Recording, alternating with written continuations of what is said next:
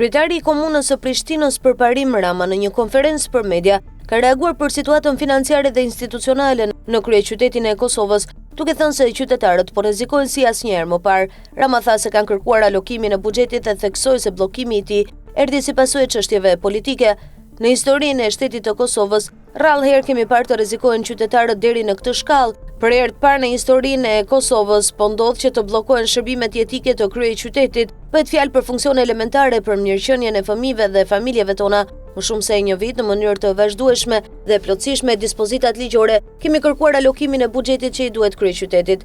Asnjë kërkesë nuk është trajtuar. Buxheti i Prishtinës është bllokuar për çështje krejtësisht politike. 35 milionë euro, kur prej tyre 25 milionë euro janë të hyra vetanake dhe 10 milionë të grantit qeveritar janë bllokuar nga Ministria e Financave në kundërshtim me ligjin dhe me kushtetut. Ne kemi dorëzuar kallëzim penal te ministrit në detyrë Murati për shkelje të ligjit, jemi drejtuar tek kryeministri, tek presidentja dhe tek gjykata kushtetuese. Qytetarët e Prishtinës kanë mbetur pa paga dhe shërbimet bazike janë në rrezik, tha Rama. Ai bëri të ditur se situata ka arritur në pikën kritike, duke konfirmuar ndërprerjen e transportit publik nga dita e nesërme.